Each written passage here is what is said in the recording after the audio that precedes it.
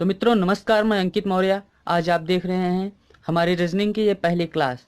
तो दोस्तों हमारे इस वीडियो को पूरा अंत तक देखिए। अगर रीजनिंग में आपको ना समझा पाया तो मानो कि हम में ही कोई कमियां हैं।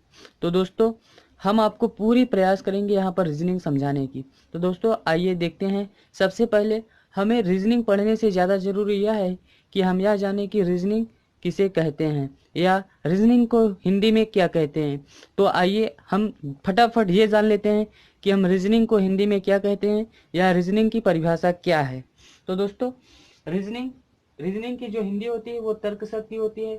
और रीजनिंग की परिभाषा कुल मिलाकर के देखा जाए तो अपने ही सोच विचार शक्ति द्वारा हल किए गए प्रश्न को तर्क शक्ति कहते हैं। अर्थात तर्क शक्ति को ही हम इंग्लिश में रीजनिंग कहते हैं। अतः हम आशा करते हैं कि आप लोग सीख पाए होंगे कि हम रीजनिंग किसे कहते हैं या रीजनिंग को हिंदी में क्या कहते हैं।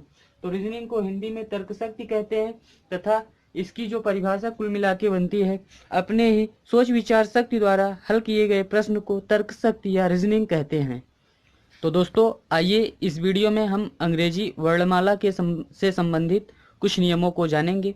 फिर इसके बाद वाली जो वीडियो आएगी हम कुछ सवाल को देखेंगे। तो पहले हम नियम जान लेते हैं। तो इस वीडियो में मैं आपको वर्णमाला रीजनिंग प्रश्न उत्तर के बारे में बताने जा रहा हूं। आशा करता हूं यह मेरा प्रथम प्रयास आपको जरूर पसंद आएगा। तो दोस्तों आइए शुरू करते हैं। तो दोस्तों हमने पहले देखा क्या कि रीजनिंग क्या होती है, इसको हिंदी में क्या कहते हैं। तो आइए अब हम इस वर्णमाला के बारे में कुछ जानते हैं। तो अंग्रेजी वर्णमाला अर्थात इंग्लिश अल्फ़ाबेट। अंग्रेजी वर्णमाला में कुल 26 अक्षर होते हैं। ये अक्षर दो वर्गों में विभाजित होता है। पहला स्वर, दूसरा व्यंजन। स्वर कितने होते हैं? ए ई आई ओ यू हमारे ये स्वर होते हैं। और व्यंजन जो हैं हमारे 21 होते हैं। अर्थात 5 स्वर को छोड़ करके बाकी बचे हमारे व्यंजन होते हैं। अर्थात B C D F G H J K L M N P Q R S T U को छोड़ कर V W X Y Z ये हमारे 21 व्यंजन हैं। तो दोस्तों हमें सारे नियमों को पहले जानना होगा, उसके बाद हम चलेंगे आपको रीजनिंग के मेन मुद्दे पर बात करेंगे। तो आइए एक एक करके हम सभी नियमों को जान लेते हैं, उसके बाद हम आगे बढ़ते हैं।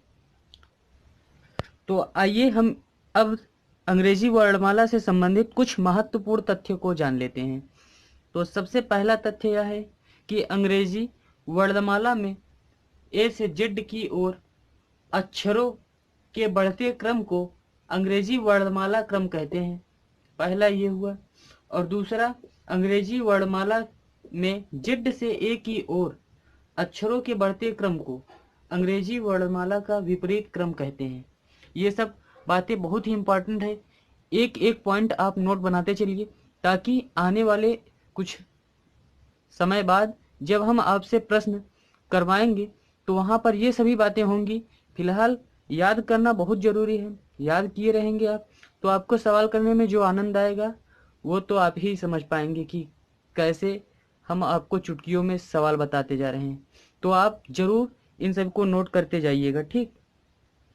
तो आइए देखते हैं अगला क्या नियम है।